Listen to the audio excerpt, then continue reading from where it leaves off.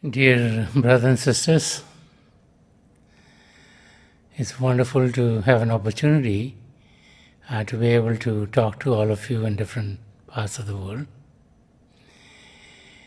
As I travel, many people talk about meditation, and many people ask, how can their meditations get better? So I thought it'll be nice to address that question and be able to let you know that what could help you as you go on the spiritual journey. First of all, what is very important is to realize, why are we meditating? What is the reason for which we meditate? And what is our goal? Many people meditate these days because it's become more fashionable. If you tell someone, I meditate, people feel he must be calm, he must be in tune with what is happening all over the globe. And many people meditate just because they hear other people are meditating. That's not the real reason for which we should be meditating. There are others who meditate because it helps them deal with the turmoil in their life. They just want some calm, they just want to be peaceful. And so by sitting still for a while, they feel that the turmoil in their life would not be affecting them as much. There are others who try to meditate by visualizing something. They feel that if they can visualize something calmer, something peaceful, then maybe it'll put them in a state in which, with time, as is very well known, that their other skills will get enhanced. The people who feel that their efficiency will go up, their concentration will be improved, so whatever they do in the physical world, they could do better. If they're studying, that they could comprehend more quickly. If they're in workforce, they can produce more than they generally would otherwise. And so people meditate to get more efficient and be more productive. And there are few people who meditate because they want to have an experience of God. And so we all first need to think as to, why are we meditating? Once the goal is fixed, then the technique to be able to get to our goals can be enhanced. If our goal is to be calm, if our goal is to be still, if our goal is to just be more productive, then we're only looking at physical gains through meditation.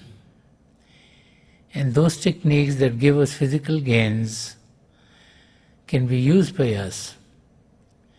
But if we start to dig into, why are we here in this world? If we start to dig into, what is the true purpose of life? If we start to dig into, what is this life all about? Where did we come from? Where are we going to be going? Then our goal changes. If we only think of ourselves as this physical body and our mental capabilities, then maybe we'll only remain at the level of a physical well-being and our mental well-being, which would be to calm ourselves, to be collective, to be more productive and more efficient.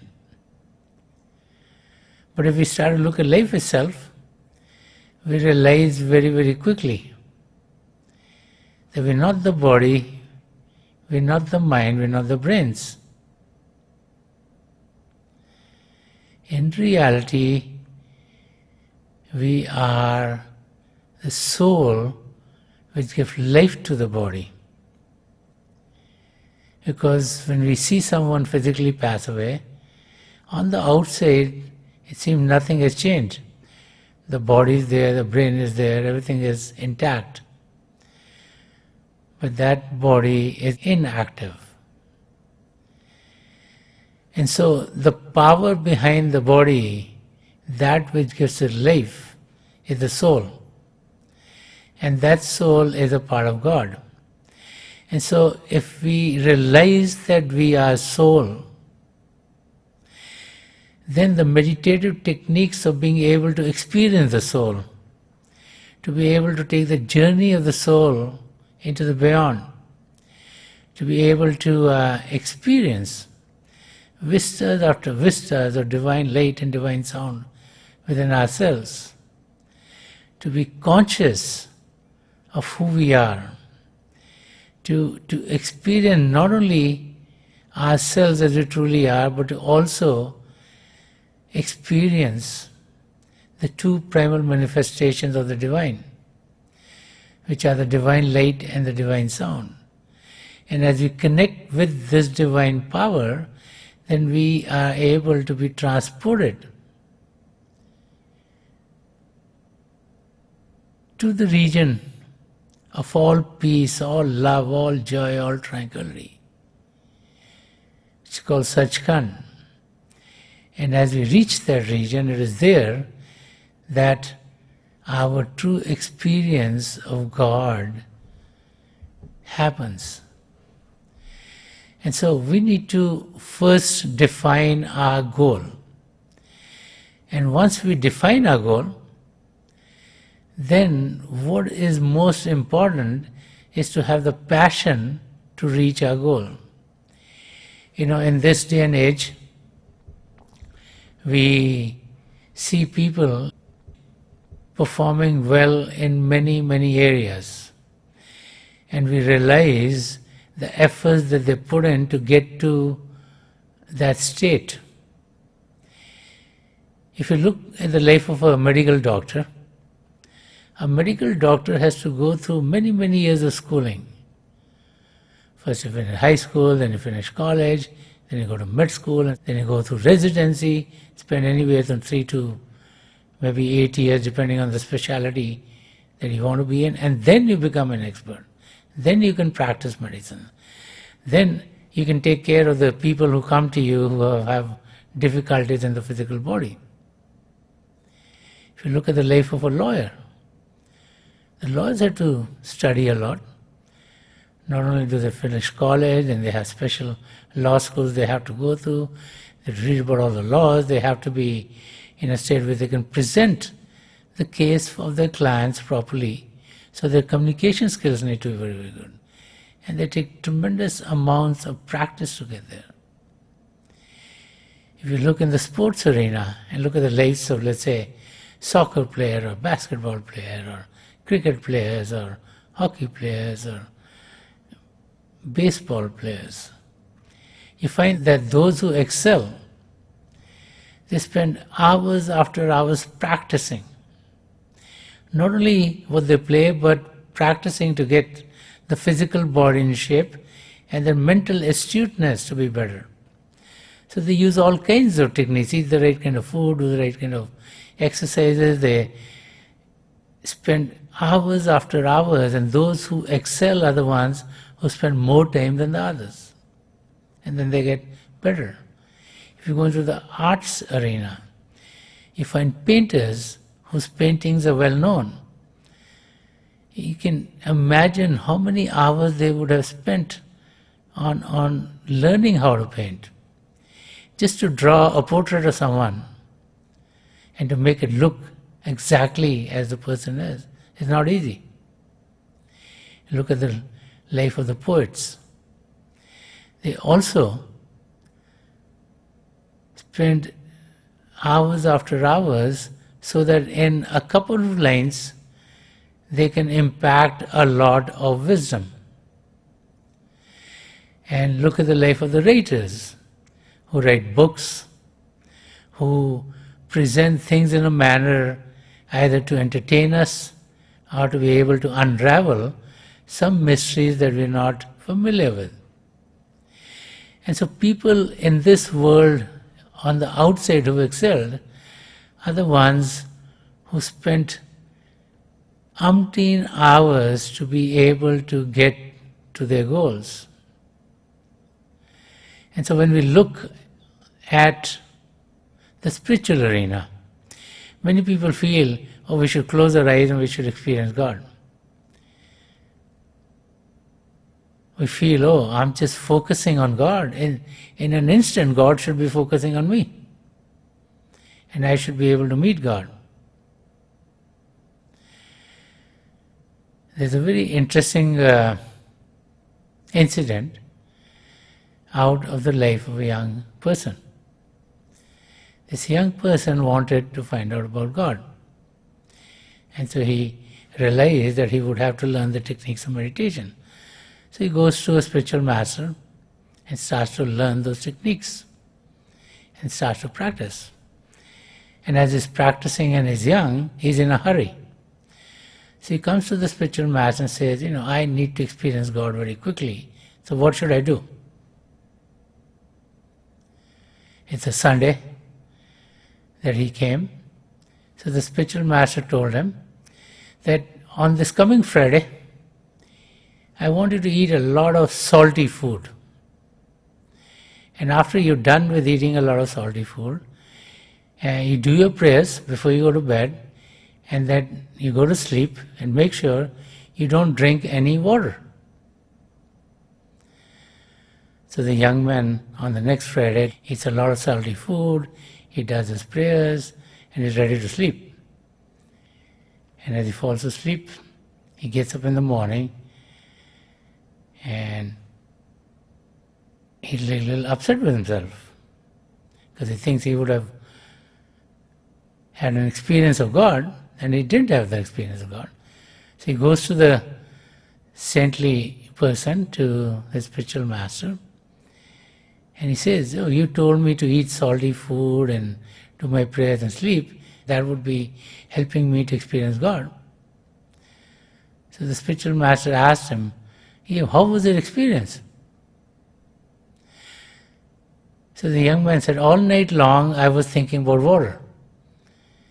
I was seeing the fountains, I was seeing the streams, I was seeing the waterfalls, I was seeing the rivers, I was seeing the oceans, and that's all I saw. And so the spiritual master told him that when you get to a state where your attention would be on God all the time, and you would have a ruling passion to know God, then only are you going to find God. So we need to have a ruling passion to know God. We need to put God first and everything else next. We need to be able to spend the time to be able to experience God.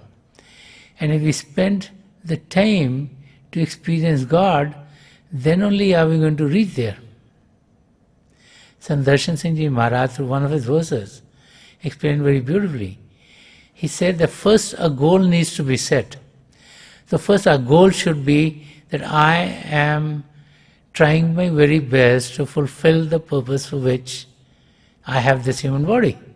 I'm soul, I'm spirit, I'm conscious, I'm one with God. I have the same characteristics as the Creator, but I need to recognize that.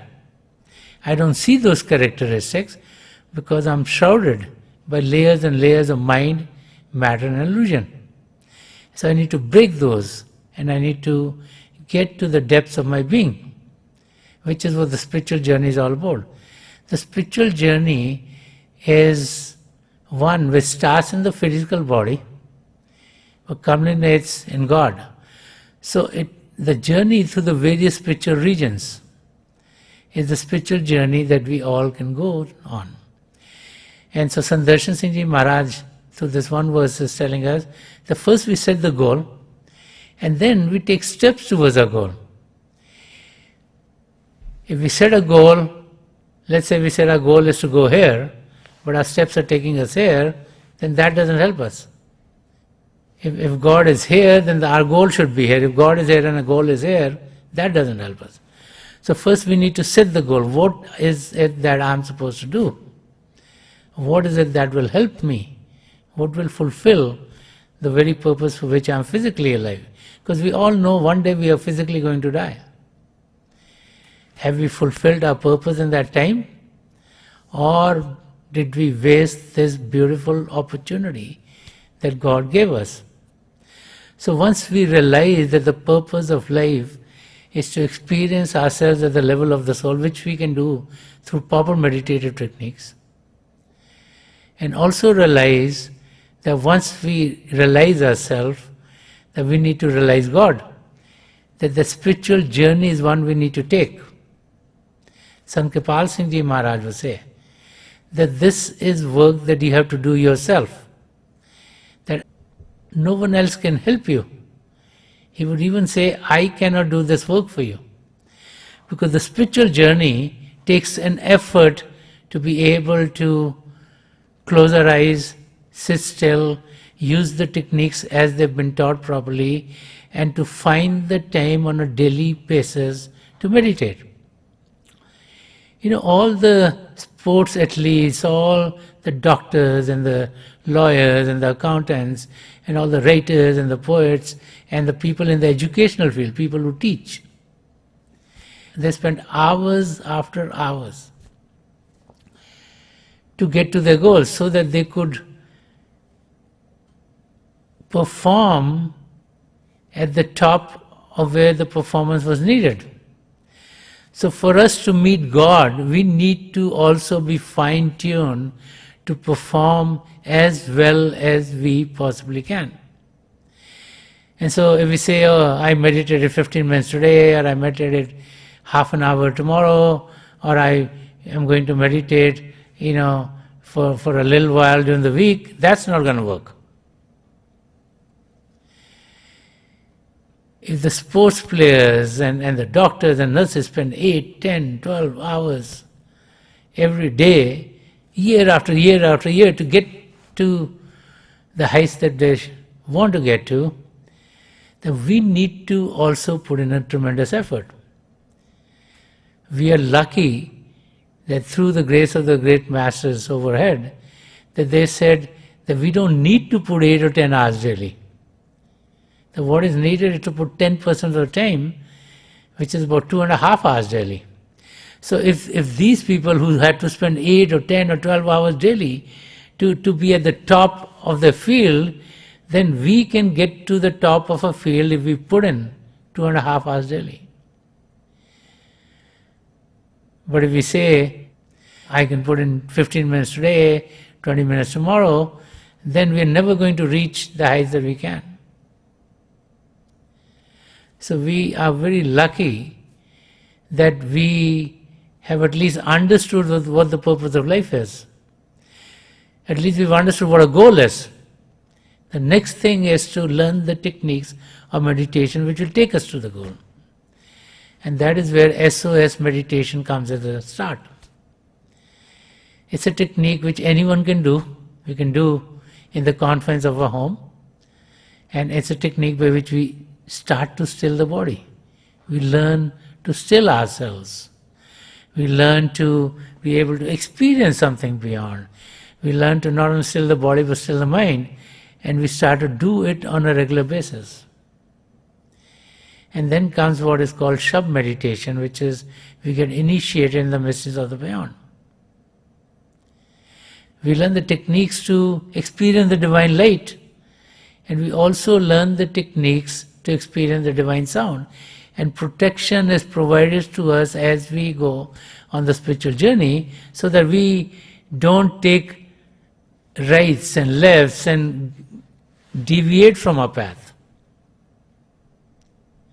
Just like there are so many distractions in the world outside, there are many distractions on the inner spiritual journey too.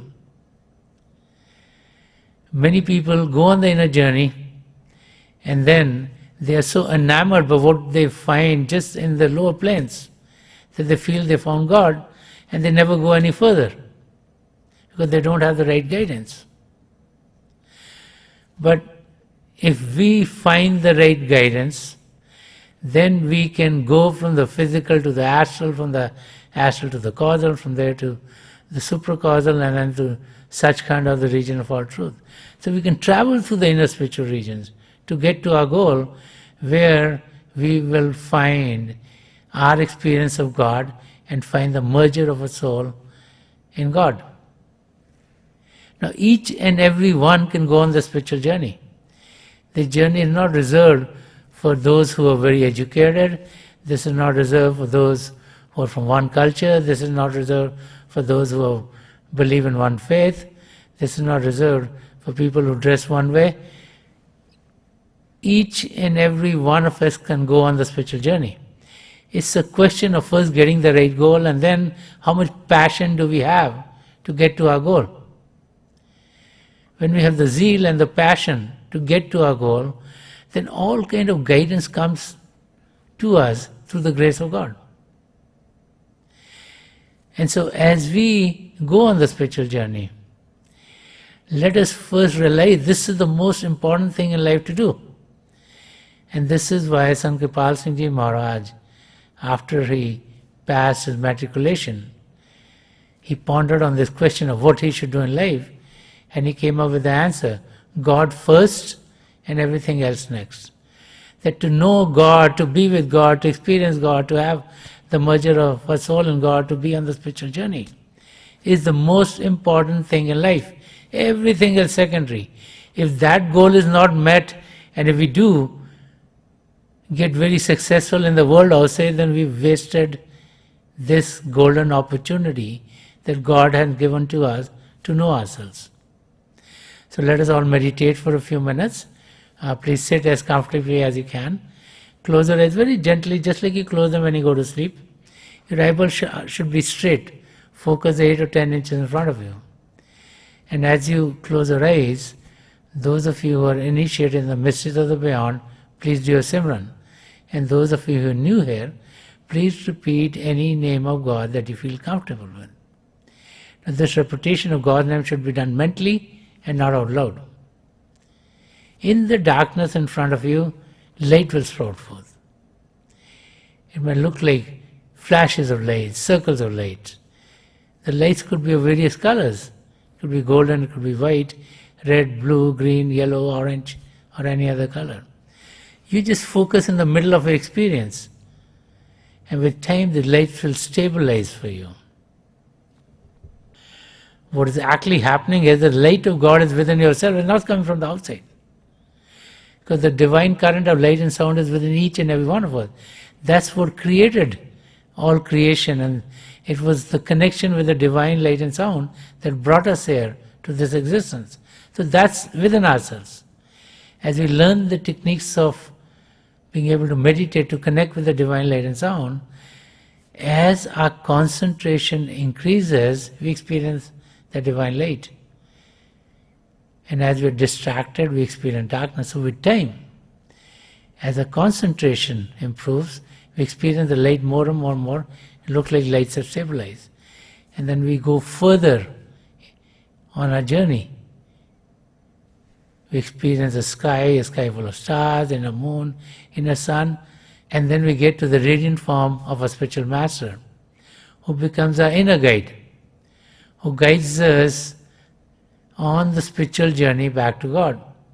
So our job is to still the body and still the mind, and all possible help that is needed is extended to us through God's grace. So I pray to God Almighty and to the three great masters of the past century, Hazur Baba Sawan Singh Ji Maharaj, Param Sant Kripal Singh Ji Maharaj, and the gracious Master Sant Rajinder Singh Ji Maharaj, to help each and every one of us connect with the divine power within ourselves, to experience the divine light and effulgence, and to be able to go on the spiritual journey within. So we'll be sitting for a few minutes. I'll be getting you out of that meditative state at that time, and my best wishes are with each and every one of you.